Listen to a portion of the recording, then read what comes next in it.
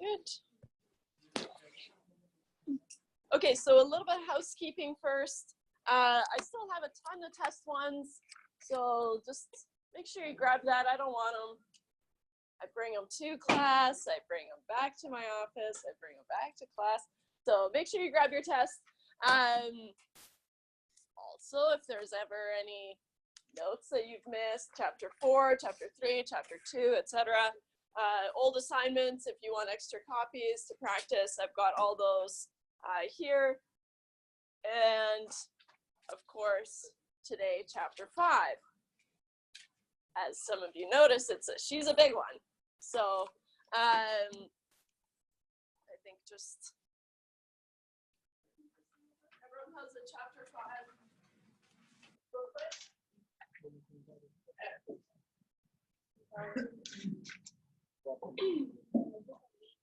So, and also make sure your assignment 4 is handed in. Get that in here. The reason I wanted to have assignment 4 due is mostly because of that second question that you had to do, right? That hypothesis testing and confidence interval question. Because today we're just going to keep building on those concepts, and basically all of chapter 5 just builds on that concept. Okay, and so far, chapter 4. We're going to call that a type of question. So I'm going to call that a one sample mean with sigma known, okay? And so we were pretending that we knew sigma, and so we were calculating z-scores. But I've already kind of foreshadowed that that's not going to be the case for that much longer, right? And so in chapter 5, this is where we start getting into where we don't know sigma, okay? Sigma, remember, is the population standard deviation. Okay. And we've already had a look at these formulas, Z versus T. Okay. And we've noticed that the only real difference between the two, besides what they're called, of course they have to have different names if we have different things in them, right? But besides what they're called, the only difference is in Z you have sigma, right? So sigma known. In T, you have S, which is your sample standard deviation set. And so, chapter 5, we're going to introduce, so each section, so 5.1 in these notes, I've just introduced everything you need to know about the T distribution. So talking about the T table, how do we use it, that kind of thing. And then we talk about one sample mean sigma unknown, right? And then we talk about matched pairs or paired data. Okay. So those are 2 new types that we'll be talking about. And then we'll move on to just 2 independent samples. How do we compare the means of these 2 independent samples? And so that's going to be all of chapter 5. Okay. And so like I said, the first section in chapter 5, I just go through and tell you everything you need to know about using the T table, finding p-values, finding critical values, all that kind of fun stuff. And then in 5.2, which is kind of revised from the section numbering that I had on the schedule. Okay. It used to be 5.1 in the other textbook, but here in my notes, it ended up being 5.2. So then we talk about the first type, and then the second type, and then the third type. So after chapter 5, we'll have 4 types of questions that we can handle. Okay, so, and it all comes down to what kind of data do you have? What does it look like? What do you want to do? What's your question about? Right, that kind of thing. All right, so let's see here. Everything that you could possibly want to know, I'm feeling very confident about this, is in these notes. Yeah, they should be. It's 21 pages long. Did I feel bad printing it last night? Yes, absolutely. Should I have printed 30? No, probably not. Here we are. So today we're going to introduce the T distribution. and talk about one sample mean, sigma unknown. And then next day we'll talk about paired data, and the next day we'll talk about two samples. A little bit of a switch up. I want to put all of those on the test, okay, on test 2. So all 4 of these question types will be on test 2. Test 2 will only be hypothesis testing and confidence intervals. Okay? And what I want to do is I want to give you all 4 of the types, so 1 of each, and then you just pick 3 that you like, right? And then you can just, because I'm also curious to know which ones you like more than the others. Okay? So more about that closer to the test. I know it's coming up, but not for a little bit. All right. So let's just talk about the t distribution.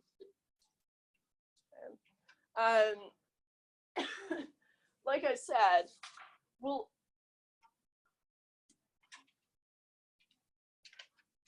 either have sigma known, like we've been pretending. Oh, here, just grab some notes too. Right, so we've been pretending to know sigma. Sigma, remember, is the population standard deviation.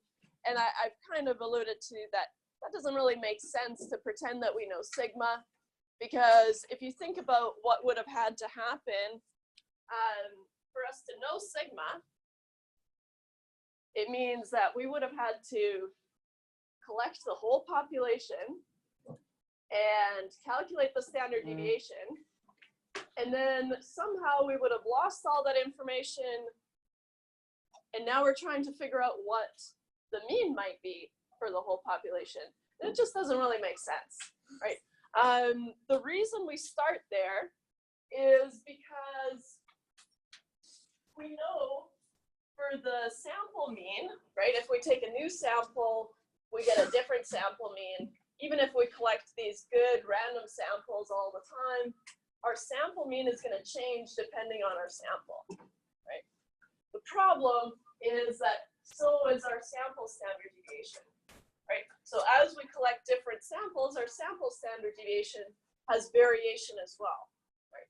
So we don't have to deal with that here when we know sigma, but now that's something that we have to deal with.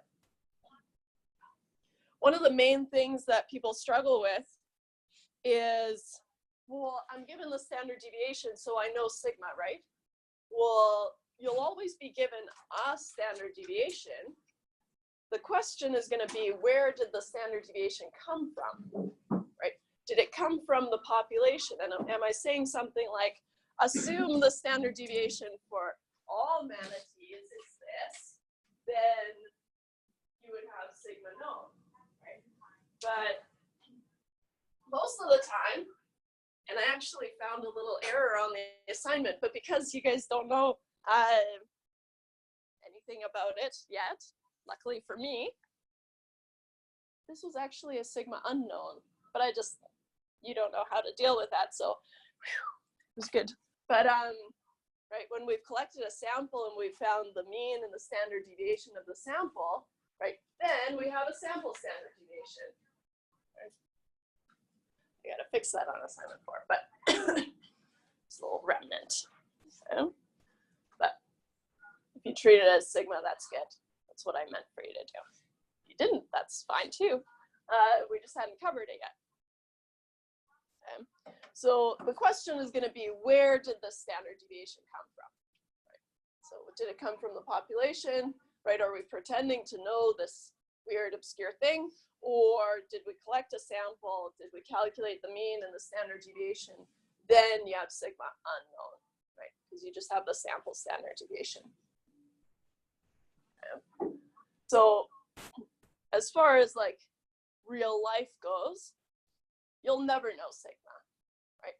And so I have, I think, almost never, just because I can't bring myself to type out, you will never know sigma. There are very rare instances where you might know sigma, but if you've collected a sample and you're using the sample standard deviation, right, then you don't know sigma. Right? And so if you're reading papers or whatever, research, then they probably will mention doing t-tests, and that's what we're about to be doing here. Okay. Any questions so far?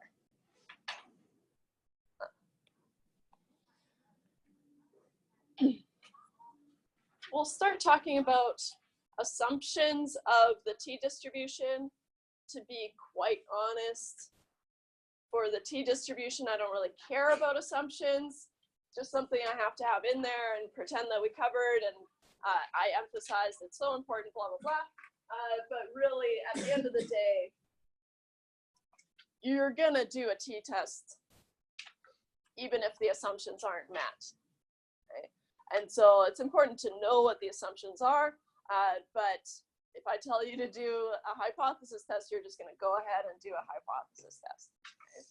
And so later on for proportions, then assumptions will be important, but for T's, I'm not gonna be emphasizing the assumptions.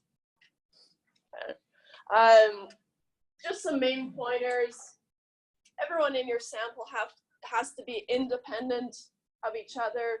How do you achieve that? Well, you collect a random sample, right? A random sample would ensure that you have an independent sample.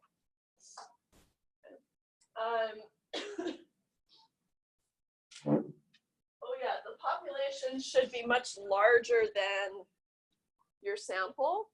Okay? So it gets a little tricky because we want to have big samples, right? So that's kind of what we keep hearing, right? Oh yeah, you have to have a big sample size, large sample size. But then the caveat is that not too big, right? Just because if you've collected too much of the population, then you're not going to have independent observations anymore. Okay? Not that important. If you're lucky enough to have a huge sample, then that's great. I would just kind of keep going.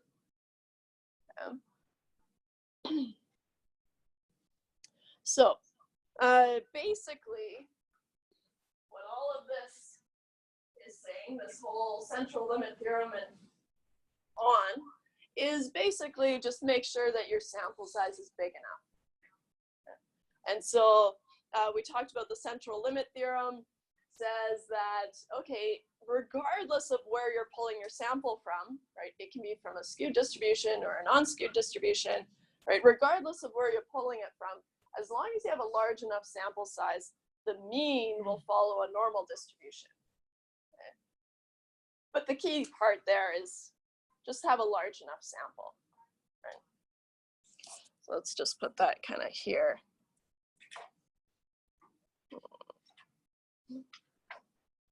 Actually, I'll just highlight the important part.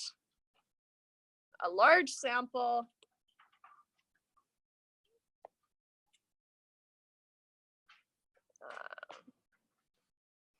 and larger than 30 is typically enough, is typically large enough, I should say.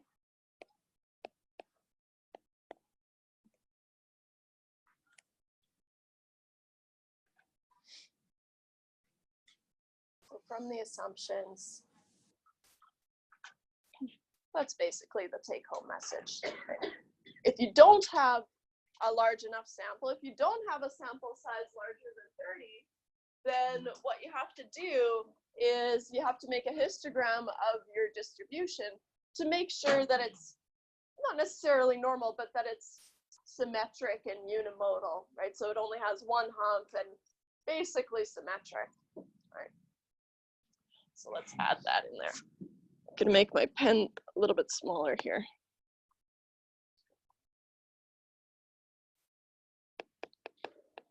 For samples with n less than 30,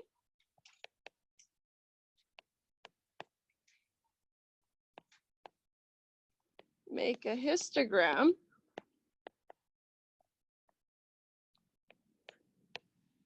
of the data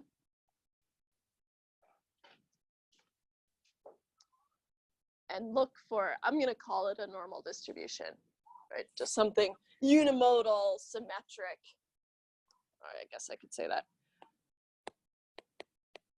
and look for a unimodal and symmetric distribution.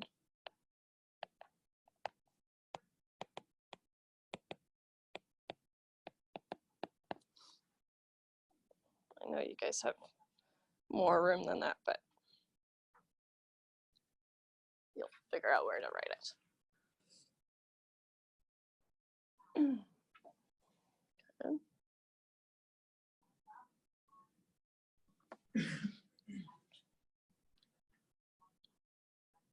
Since we're on this graph, the difference between the normal distribution, right, the dotted line, and the t distribution, which is the solid line, is that here the normal distribution gets in really close on the axes, right, and then peaks up, and then gets in really close on the axes again. Right? Remember that just as a fact, both of these curves have to have an area of 1 underneath it. Right? So the total area under the curve is always 1, regardless of the curve.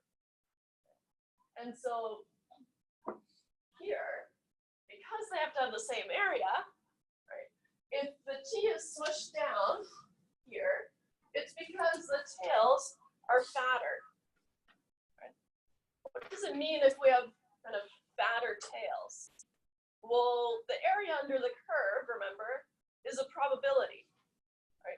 And so what the t distribution is doing is it's just making room and saying, well, actually, I'm not so sure. These more extreme observations are a little bit more likely, right? These more extreme observations are a little bit more likely with a t distribution than with a z distribution.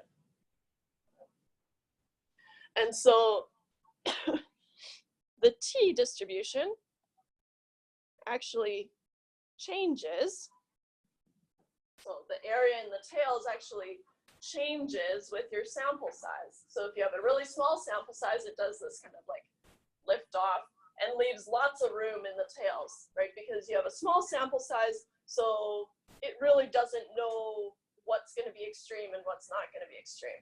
Right, but as you increase your sample size, what's going to happen is those tails are going to push down onto the axes. Okay.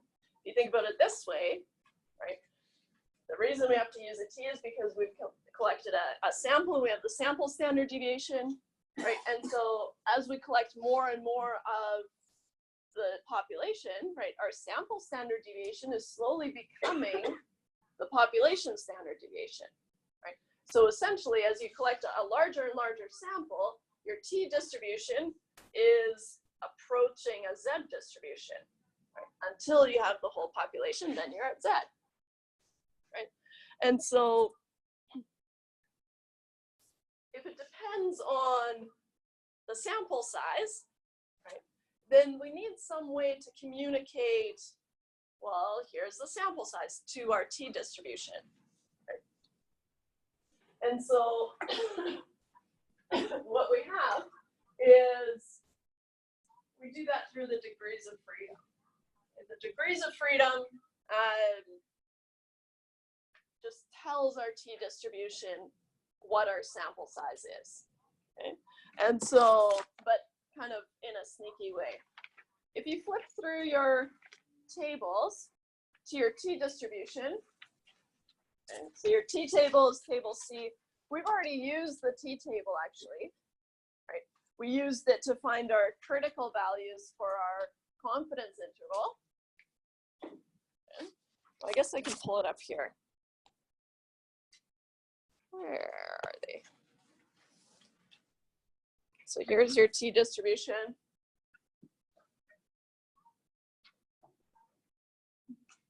Here we have our degrees of freedom. How we find our degrees of freedom is going to depend on what type of question we have, right? As soon as we're calculating a t, though, we have to find our degrees of freedom, right? Because that's what we need to use our t table, right? So for one sample, you're just going to take the sample size minus 1, and that's your degrees of freedom. For two samples, you take your smallest sample size minus 1. right? So it's not going to be anything tricky. It's just, and it's on your formula sheet, right, what the degrees of freedom are. But it's just, you have to remember to find your degrees of freedom. But I mean, once you get to the t table, so once you've calculated a t, you have to use the t table.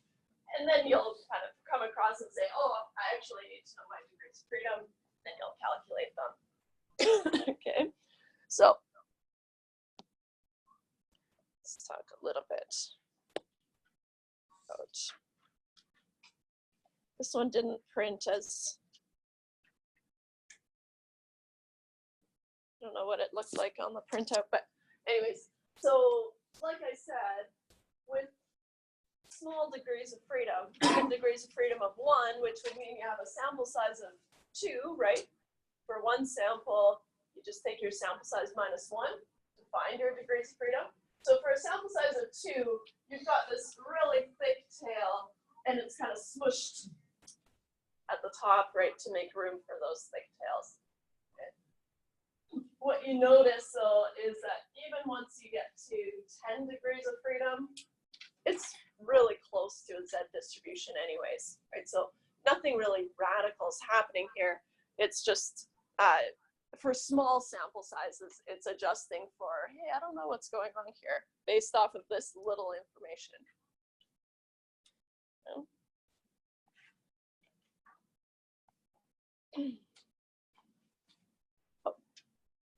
Any questions so far?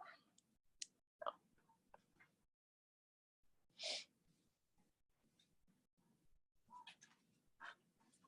So scoot over here first, and then, so like I said, for t's, we have to use the t table, right? So we're moving away from the z table. But what you'll notice is that the t table is like a streamlined z table. Okay? The difference is, okay, so for finding a p-value, okay, let's take you to the tables. Okay. So imagine you're doing a hypothesis test, and you have set up your null and alternative hypotheses, which we'll talk about for the different cases. And then you've done your test, right? You've calculated your t-score. Now to find your p-value, that's where we had to go to the z table before, right? But now because we've calculated a t, we have to go to the t table. Okay. The steps you're going to follow are, well, first thing you have to do is you have to find your degrees of freedom. Once you have your degrees of freedom, so you've calculated your degrees of freedom, say we have, just to make things convenient, we have a sample size of 21, for example, then we would have 21 minus 1, so 20 degrees of freedom. I want to pick a nice, and there's also some shading on here, which might be hard to see, but, so once you have your degrees of freedom, you can't stray from this line, right? Your sample size isn't going to change. So what you can do is you can just ignore everything that's on this table except for the stuff on line 20, your degrees of freedom. And so what these values are here, right? We're used to seeing probabilities in the table here, right? That's not the case anymore. Right, what it's doing is it's saying, okay, for 20 degrees of freedom, I'm going to use cutoffs of 0.687, 0.6 or 0.860, 1.064. So what we're doing is we're moving out further and further into the tail. Okay. Yeah, should have used, oh, no, we're okay. And then down here, we've already talked about one-sided and two-sided p-values. Those are the areas in the tails. Right?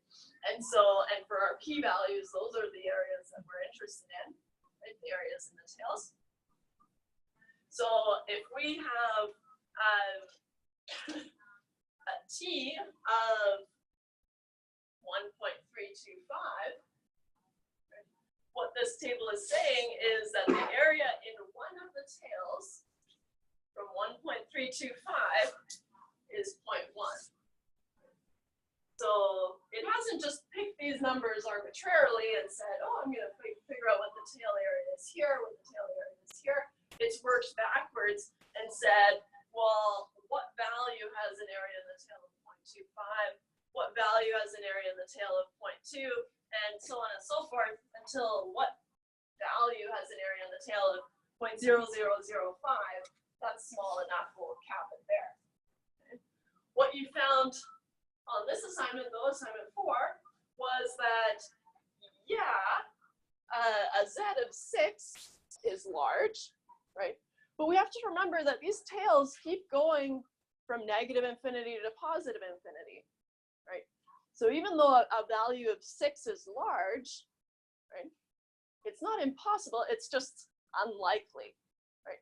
It's unlikely to see that type of distance if your null hypothesis is true. And so same idea here, once you get to the edge of the table, right, everything keeps going to positive infinity, right? But they stopped here because they said, well, why would you need to know if something is smaller than 0.0005? You can just say the probability of that happening is less than 0.0005. Right? So it behaves the same way. Same thing on the other side. Right? If you find something closer to 0, so t is also centered on 0. Right? T tells us the same stuff that Z does. It tells us how many standard errors is your observed sample mean from your hypothesized mean. Right? So it's telling us the same stuff. It's centered on 0. The only difference between t and Z is that it's got this area in the tail. And so if you just kind of look at the values here, right? Remember our Z star line, that's our Z, that's from our Z table, right? It's like a little excerpt of our Z table. So a Z distribution with an area in the tail of 0.25, right? That's from a value of a Z of 0.674. If you just follow up here, things don't change dramatically. I'd say even 0.674 is pretty close to all these values until, I don't know, maybe the 0.7s, right? So sample size of 11, that's pretty small, right? And so, but even then, 0.7, so things don't change drastically as you change your degrees of freedom, right? But it's important to keep them in mind.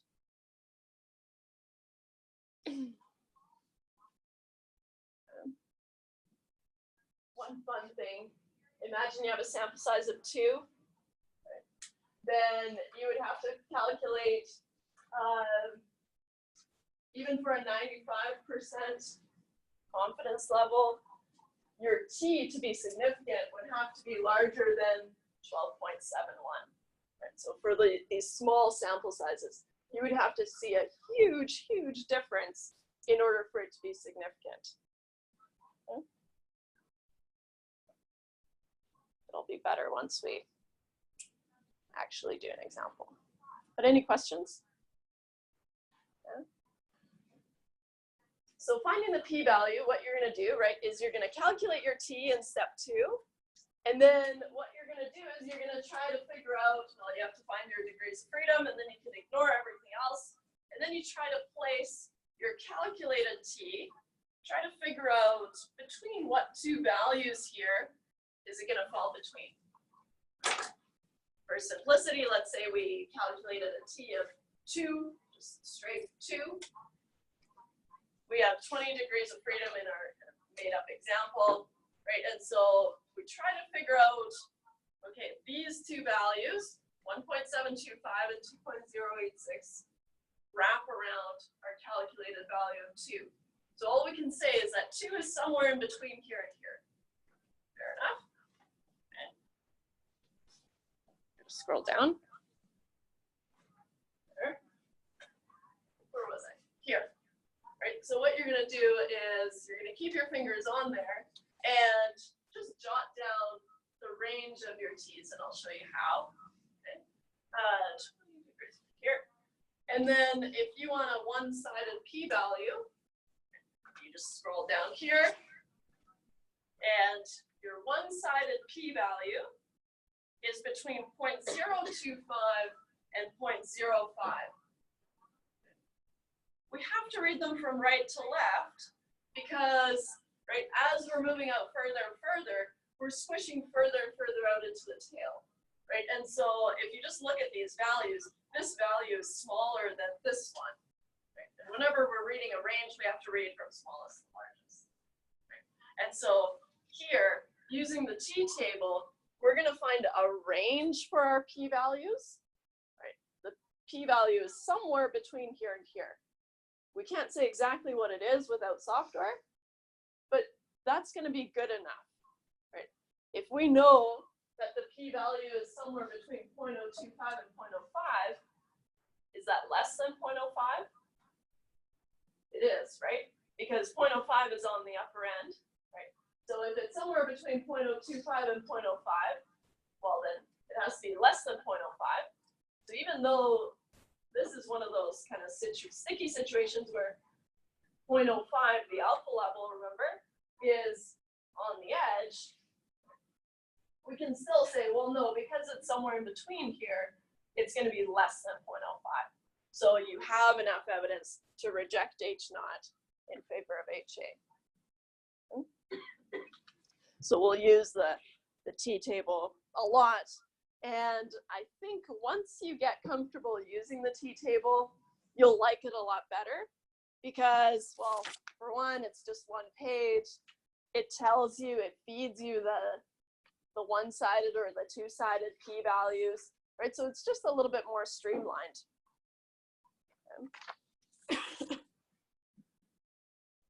Notice that all of these values are just positive. Right? They didn't bother making a positive and a negative side anymore like they did for the Z table. And the reason for that is, well, it's the same, right? It's symmetric. And so if you calculated a negative t, you just take the absolute value of it to compare it to these values. Right? The absolute value is just where you drop the negative. Okay. Just go back to check. I feel like I talked about everything and a little bit more, but so everything that I just said, it's all in here on page 3. Okay.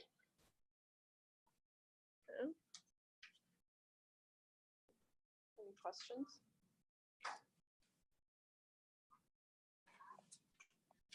Of course, we'll want to make confidence intervals as well. Same idea for finding our critical values, right? We already used the t-table to find the critical value, the z star for our confidence interval, right? So if you want to make a confidence interval, a 95% confidence interval for a z star, you just scroll down to the bottom, 95. And you find a z star of 1.96, and then you can do your calculation. T star for our confidence interval behaves the same way. It's just, you just stop at your degrees of freedom, right? So again, assuming we have 20 degrees of freedom, and you want to make a 95% confidence interval, then your T star would be 2.093. So how you find your critical value is the same. It's just you don't go all the way to the Z star. You're going to stop at your degrees of freedom. Notice that here the degrees of freedom are increasing by 1 until you hit 30. Then it's increasing by 10s. And then after that, it skips to 20s. And then 900s. What's happening here is whoever made this table said, well, things aren't really changing here. We don't need to mince this up anymore. All right. We're just going to look at these key checkpoints and just record those instead. What happens if you have, well, the most aggravating thing, if you have a sample size of 1,000, that's great, right? How many degrees of freedom do you have? If it's one sample, you have 999 degrees of freedom. So you go to your table, you're rich with degrees of freedom, and what happens? You've got a choice between 100 and 1,000. As painful as it might feel, you have to go to 100 just because what happens with 1,000 is you're assuming that you have a larger sample size than you actually do, right? You're assuming that you have a larger sample size of 1,001 when you only have a sample size of 1,000. Does it matter much? No, just feels a little bit painful, right? And so if you find that your degrees of freedom that you need, so if you have 54 degrees of freedom, for example, what you're going to do is you've got a choice between 50 and 60. You have to round down. Right? Because if you said, I'm going to use 60 degrees of freedom, then you're saying you have a larger sample size than you actually do. Right? And that's not good. And so you're always going to round down if your degrees of freedom aren't in the table. I've seen too many times where in a question you have 24 degrees of freedom, for example. 24 degrees of freedom is on here, right? And so you should just use that line, but then people have kind of hung on to the 20 degrees, rounding down to the nearest 10 or whatever. So then they use 20, but that's wrong. Right? If your degrees of freedom are in the table, you should use them. If they're not, round down.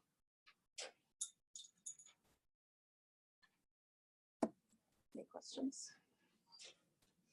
Oh.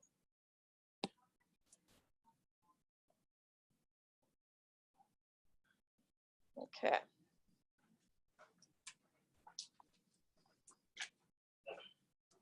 So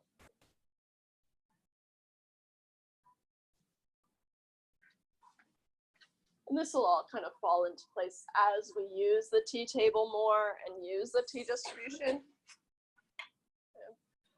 So let's start with just one sample mean that we want to analyze, right? So just one numerical variable that we have that we want to compare to some hypothesized value.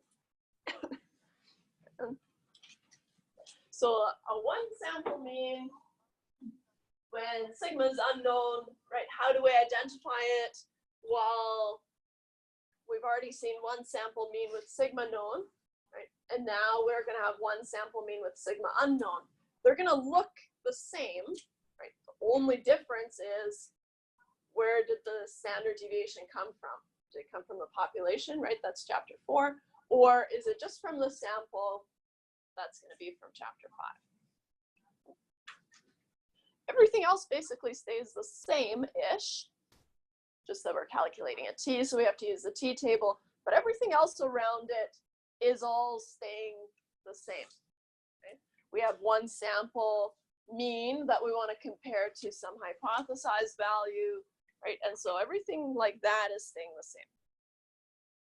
And that's what's nice about spending that time in chapter 4 and just developing hypothesis testing. What are all the nitty-gritty steps of it, right? Because now what I can say is, okay, so follow those usual steps and change out these little minor things. And that's what I've done for these sections, is just use those steps that we developed in chapter 4, but instead of this, calculate this, and so on and so forth. We'll see. So we'll start by talking about a hypothesis test. So hypothesis test, our hypothesis is going to be set up the same way.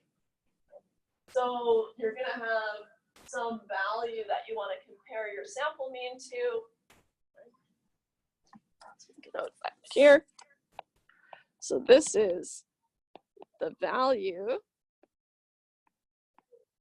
we want to compare, oops,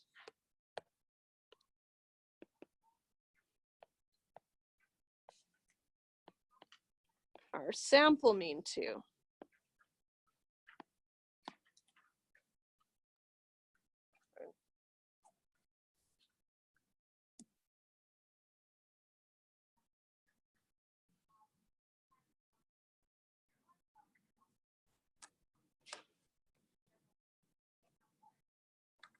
Nothing's changed here. Again, the default is a two-sided test. The two-sided test is when you have the not equal to here because you don't care which side it's going into, right? Whereas if you changed it to greater than or less than, depending on the question, then you only have a one-sided test because you only care about one extreme, right? But that's from before. In step 2, you're going to calculate a t value instead of a z. I see I missed a little subscript 0 on here. Should be mu subscript 0, I think is what's on your formula sheets.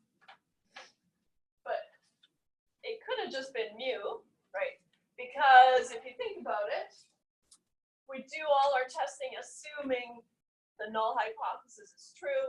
Right, the null hypothesis is saying mu is mu naught, right? And so could have just been mu, but I'm pretty sure. Yeah, I have mu naught on your formula sheet. Calculating the t is the same as calculating a z, so we don't have to talk about it, right? Once you have your t, you have to find your p-value. And so you're going to use the t-table for a t, right? You have to make sure, okay, I've calculated a t, I have to use the t-table. If I've calculated a z, I have to use the z-table. So you have to find your degrees of freedom. Your degrees of freedom for a single sample is just n minus 1. And so you go to your degrees of freedom row on your table, and then you try to place the t that you calculated, and then you can trace down to find the range for your p-value. And then once you have that range for your p-value, like we talked about, then you can just draw your conclusion the same way that we always do. And I put those very important 2 different conclusions, or the only 2 possible conclusions that you can have are these ones. Right, I put them in here just so you have them, but they're the same from chapter 4. So if the p-value is less than the alpha level, right, so if you've moved out far enough into the tail, that's what it says, then we have enough evidence to reject H0 in favor of HA. If the p-value is not less than the alpha level, we do not have enough evidence to reject H0. Notice that the only differences between these 2 sentences are, so if it is less than, we have enough evidence. If it is not less than, we do not have enough evidence to reject H0. We're always talking, what's our conclusion in terms of H0, right? You don't want to bring the alternative hypothesis into this. Right. The only time that it steps in is, okay, so you've rejected H0. What are you going to do instead? Well, it's the alternative hypothesis. So that's the only time that it kind of comes into play. All right.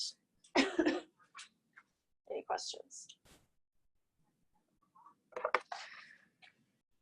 Do I have some side notes? No.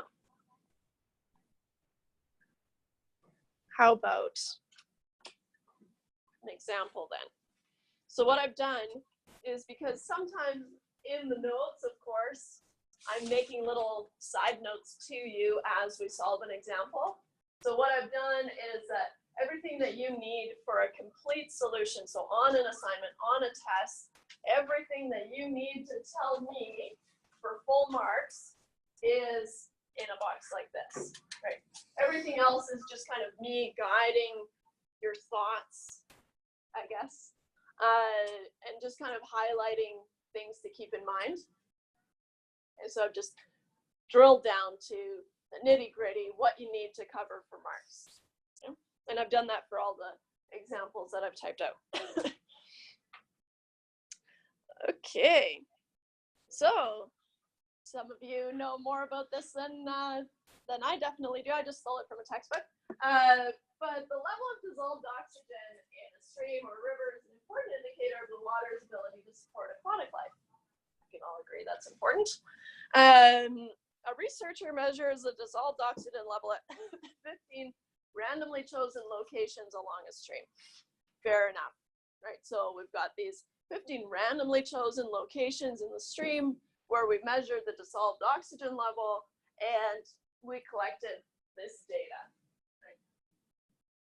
And so here I tell you that the mean and the standard deviation of this sample are this, so 4.77 and a standard deviation of 0.39 or 0.9396.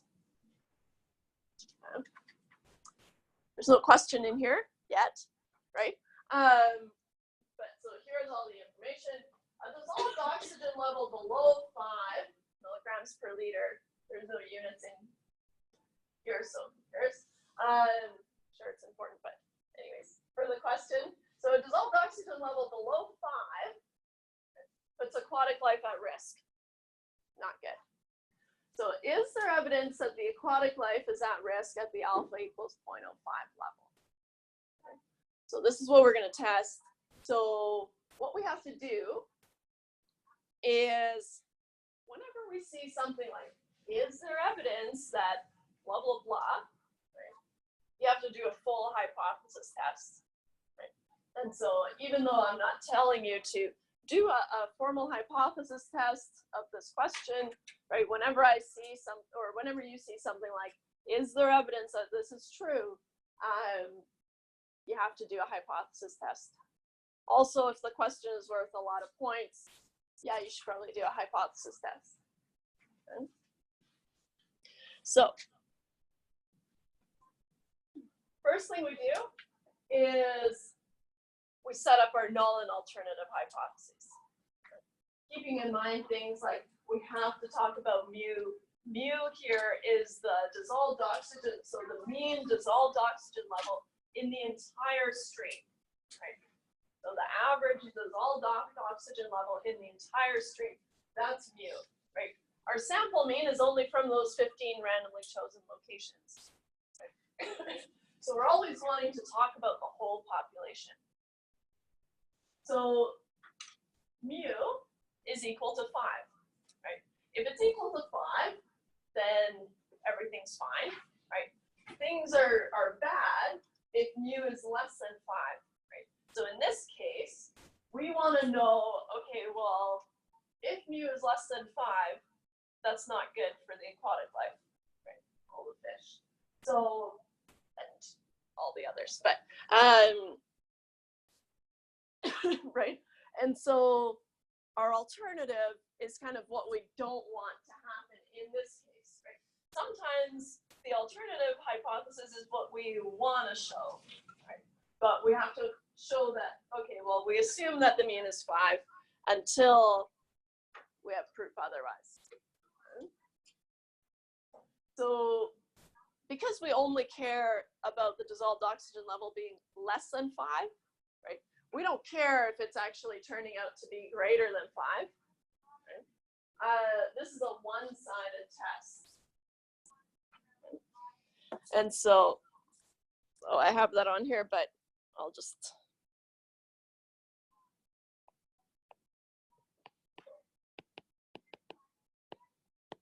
It's in the notes too, but let's put it on there to emphasize.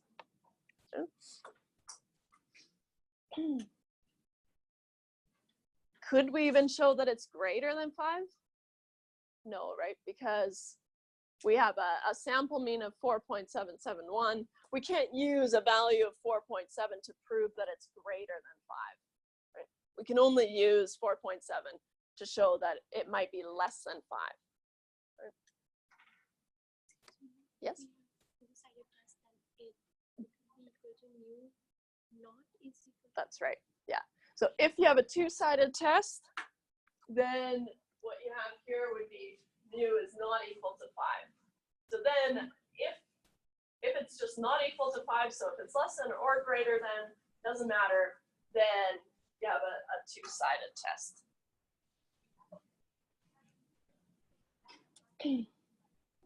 So once you have your null and alternative hypotheses, then you can do the test, do the do. Because our standard deviation came from our sample of 15, right? We have to do a t-test. And so we're going to calculate our t, and I've got a little reminder here in case you want to do it by hand, but we'll do one together by hand after this. So we've got a t, we can calculate it, so the sample mean of 4.771 minus the hypothesized mean. How far is 4.771 from the hypothesized mean of 5? Taking into account the standard deviation and the sample size. So we find a t of roughly negative 0.944. Okay, fair enough. One thing that I forgot to mention was that if you look at the t-table, all these values are to 3 decimal places. Okay. So for t's, we have to have at least 3 decimal places in order to use the table, right? Whereas for z's, we had to have 2 decimal places because that's all we had for z, right? So you're just always matching the table.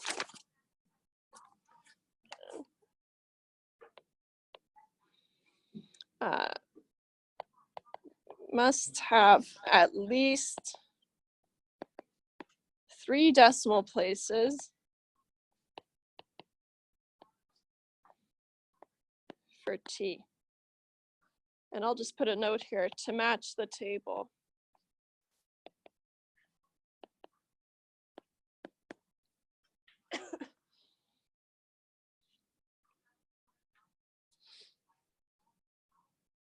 Okay.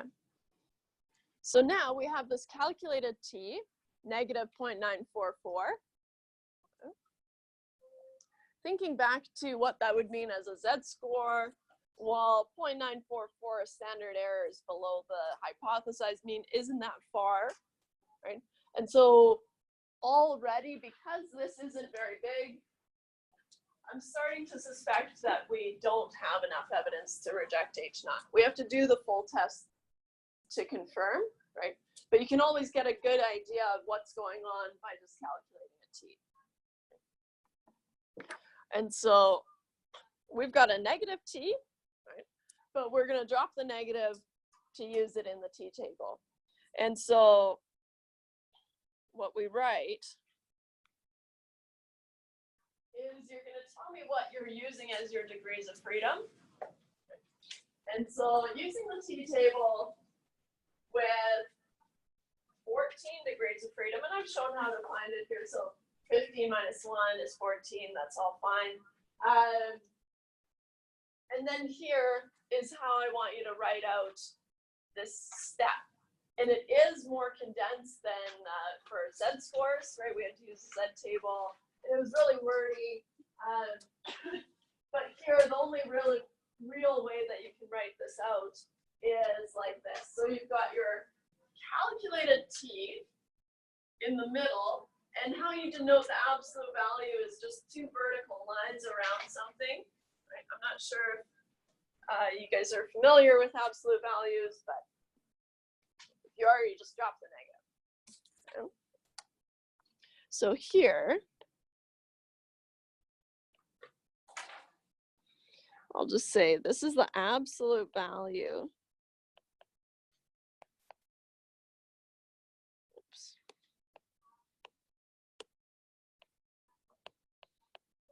Absolute value of the calculated t.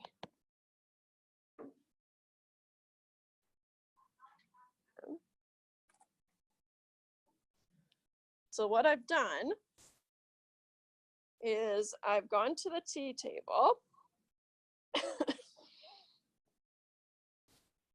And we decided we have 14 degrees of freedom. Right? So now we can ignore everything except for the 14 line. Right? And so we try to put our 0.944 somewhere between two values. So 0.944, we don't have to go very far. Just scroll down. Right? It's somewhere between these two, 0.868 and 1.076. So you're going to jot those down. The reason for that is just to preserve marks in case you get the wrong range, and it happens a lot. Right? At least if you follow through, then I can give you a lot more marks than if you didn't write them down. So just write them down, and then now we know we had a one-sided test, right? We want to know if mu is less than 5. So we need a one-sided p-value, and writing these out from smallest to largest, right? Our one-sided p-value is somewhere between 0.15 and 0.2. So it will take some getting used to writing out this step like this. But once you get into the habit, it's going to be the same for all the t-scores that we calculate, right? So using the t-table with this many degrees of freedom, we find that t is somewhere between these two values. So the p-value must be somewhere between these two values. There's really no more condensed way that you could write it and still cover all those points.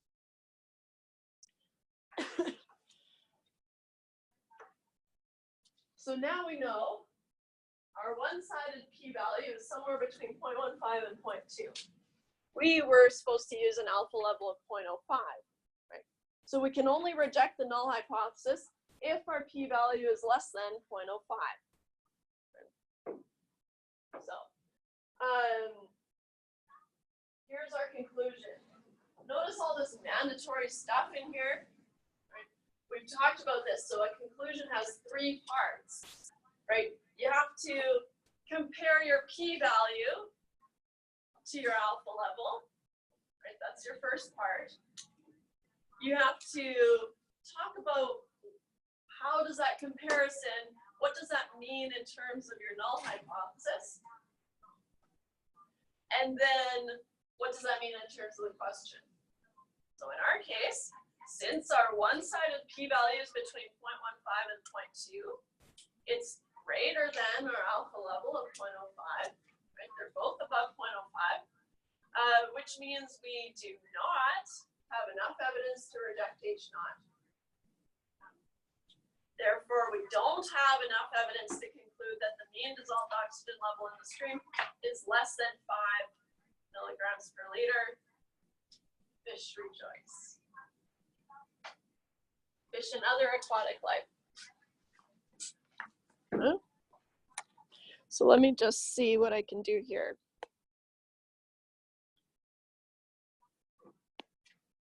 Just kind of block this off. So the first part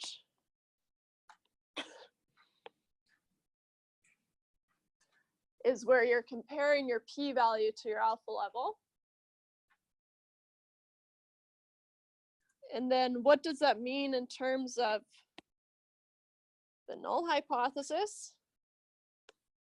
And then finally, your conclusion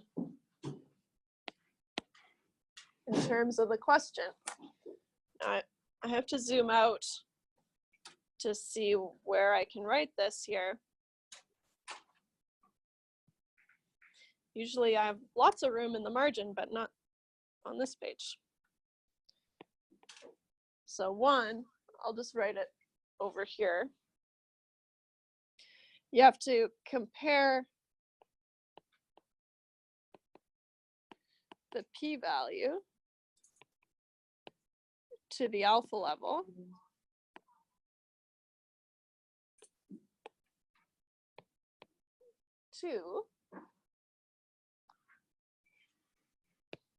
you have to say your conclusion in terms of H naught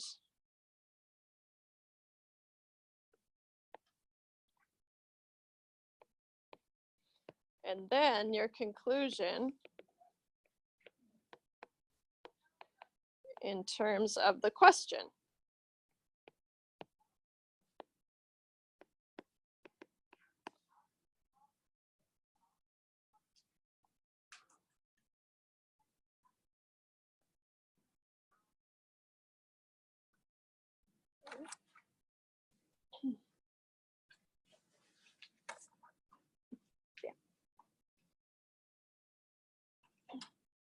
So, what I've done here is I've also included, well, that's the end of our question, right? Any questions about our question? No. So what I've done here, because hopefully you guys got my announcement about the labs. We're gonna switch them up a little bit, sneak another one in there. It wasn't my choice, but we'll see what we can do. Should be pretty easy. It's in Excel, so that's always fun. Anyways, we'll deal with that. I think next week we're slated to. So in the labs this week, we're just working on lab 5, get that all wrapped up, and then sorry, not lab 6, the sneaky lab. And then lab 6, I think, got bumped to the very end, just because we're ahead of other classes and we are just starting this stuff. So to start doing this in the lab was very tricky. So, but of course we can do a t-test in R. And so what I've done here is I've just entered the data. And you just do that using a little C. That's in lab 2, but it's just a little C and then in brackets, your data points separated by commas. It's nothing crazy. And then the t.test command has tons of different options, but the most basic command is you've got one sample, you want to compare it to your hypothesized mean, mu equals 5, and then here I've specified that the alternative hypothesis is that mu is less than 5, right? Making it a one-sided hypothesis test. The default, if I didn't have anything here and I just ended it with a bracket, it would do a two-sided test. That's nice. So the default, you just need to know the sample, and it just needs to know what do you want to compare the sample mean to? 5. And then this one's extra. It gives you the t-value, gives you the degrees of freedom, it gives you the actual p-value. So our p-value, we said it was somewhere between 0.15 and 0.2. 0.1809 is somewhere between 0.15 and 0.2. So here's where you get your more specific p-value. And here it's saying, okay, I'm actually using this alternative hypothesis that the true mean is less than 5. It's just pulling from up here. And it gives you this kind of bogus confidence interval. To get a confidence interval, a proper one, you have to use a two-sided alternative, right? So you have to use the default, because otherwise it'll just give you one of the bounds. Kind of weird that way. I'm sure there's a reason. And then here, the mean of x we found was 4.77. 33333. But we rounded it.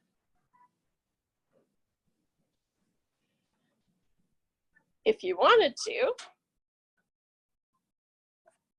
because a lot of the time to make easier questions, right, when we're doing these questions by hand, I'll just give you the mean and the standard deviation and the sample size, and then how does it compare to some hypothesized mean?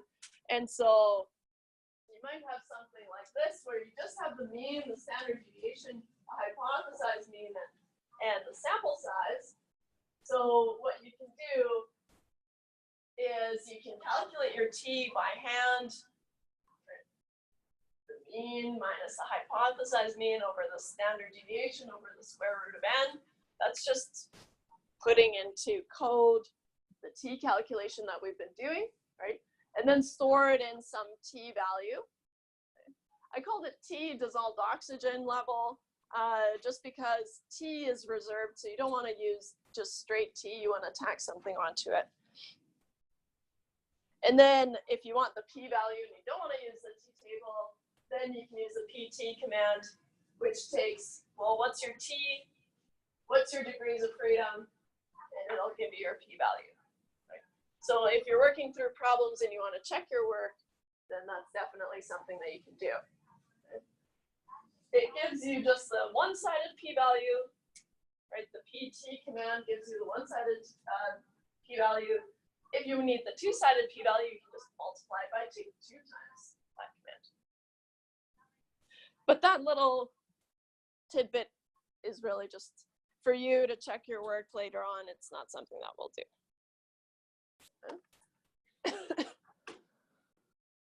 Yeah, sorry.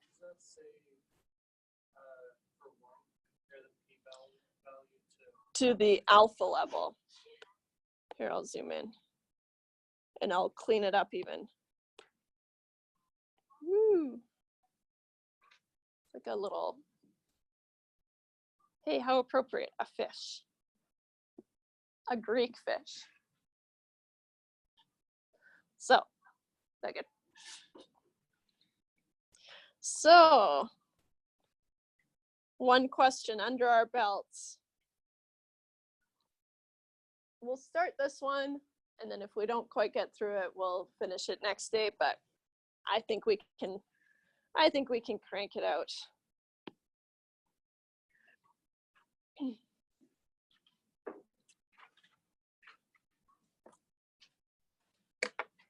So for each type of question, I've got 2 examples, one where I've typed out the solutions and then one where we go through it together. Right, just make you guys work a little bit. Okay. Summit Projects is a full-service interactive agency that offers companies a variety of website services. Summit recently redesigned a client company's website and wants to show that sales have increased. Fair enough. Before the redesign, the average sales were $24.85. After the redesign, an analyst selects 58 sales records at random from the client's 2,000 access logs, and she finds a mean amount spent of $26.05 with a standard deviation of 1020.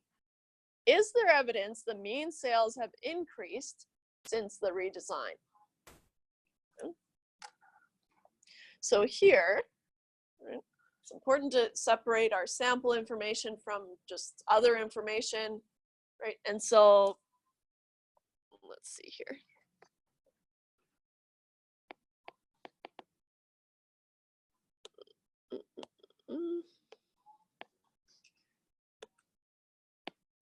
Here's what we're given. I'll start with our sample information, right? So in our sample, we've got a sample size of 58. The 2,000, so a random sample of 58 from the 2,000. The 2,000 isn't actually telling us anything. It's more to let us know that we've sampled 58 out of 2,000 records, but we're not going to factor that in. Right? It would be more for checking the assumptions. The sample mean, right? Because she took these 58 records and then she finds a mean amount spent of 2605 with a standard deviation of 1020. Okay? And so this is your sample standard deviation.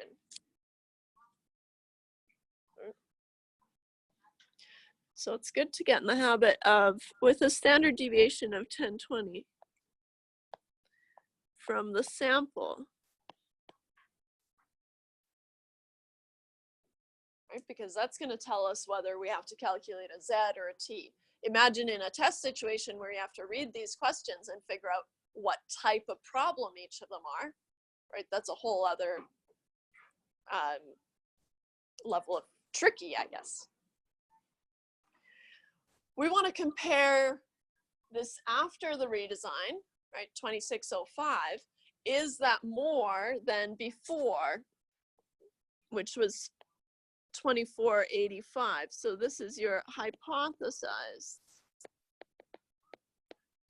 mean. Whatever the value is that you want to compare your sample mean to, that's your hypothesized mean. So step one, right, is to state the hypotheses.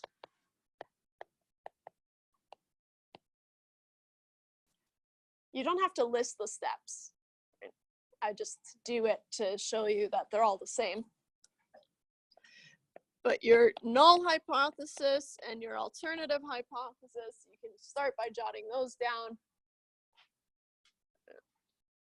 Because at this point, you've already decided that you have one sample mean sigma unknown, right?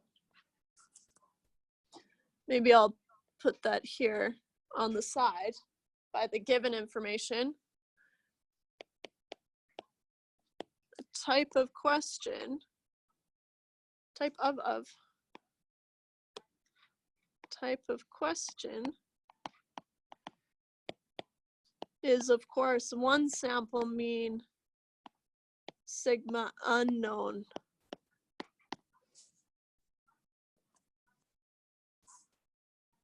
Obvious here because that's the section that we're going through, but on the test or on the assignment even, you'll have to read them and decide what type of question it is. So your null hypothesis is going to be about mu. Right? You want to compare your sample mean to some hypothesized mean, and mu is equal to 2485.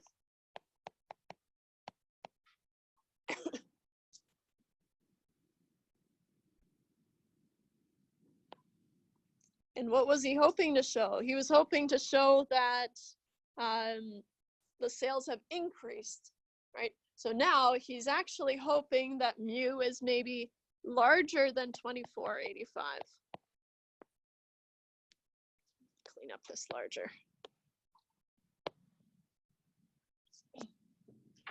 He doesn't care if the sales are actually less than 2485. He's not going to go out and brag about that, right?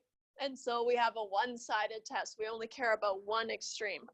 So I'm just going to jot that down here more as a note for later, right? We don't need to know if we have a one-sided or a two-sided test until we have to find the p-value, right? But it's good to jot it down and have it there. Okay, step 2, do the test.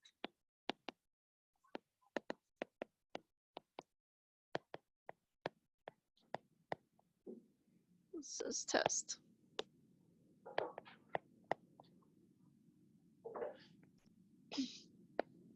T, because that's the type of question that we've decided that we have. T is x bar minus mu naught over S over root n. Our x bar was 2605. And take your sample mean minus your hypothesized mean, 2485, over S 1020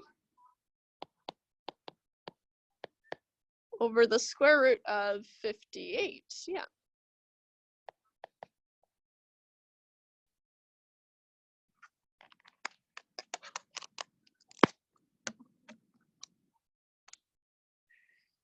So 2605 minus 2485, 1.2 on top, divided by 1020 divided by 58 square rooted, 1.339325615. 1.2 divided by that, I get 0.895973307.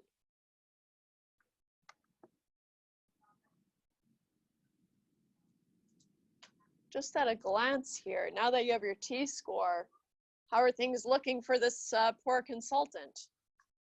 He's hoping to show that 2605 was significantly more than 2485, but it doesn't really look like it, right? Because 2605 is only 0.8955 standard deviations above 26 or 2485, right? So already we suspect that we're not going to reject the null hypothesis, right? But we have to keep going just in case. Okay. We have to round to 3 decimal places. This one's a bit of a jumble. 0.900.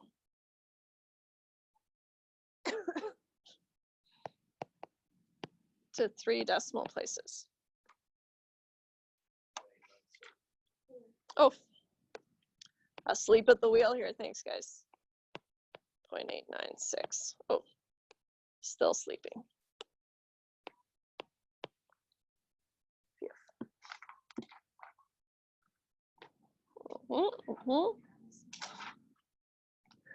Just seeing if you guys are on top of it. No, that was my mistake. All right. Either way, it's not looking good for this poor consultant. So step 3. We have to find the p-value. Find the p-value. I better insert another page here. There. So how we write it out, right, follows that same structure. Using the t-table with degrees of freedom equal to n-1, which is 58 minus 1, which is 57. If you go to your t-table, there is no 57 degrees of freedom, right? So you'll have to use 50, right? You always have to round down. So I'm just going to say, but using degrees of freedom equal to 50, oops, we find, I know I'm out of time here, but just put this out. So 50 degrees of freedom, and we're trying to place our 0.896 somewhere in between here. And so what we do is you start in the center with your absolute value of t equal to 0.896 is somewhere between 2 values, and we'll finish it next day. But we're really close. All right, any questions? So if you haven't grabbed your test yet, remember, I don't want them. If you need any sort of handouts, come and get them. If you have to hand in assignment 4, you got to do that now. Otherwise, see you later.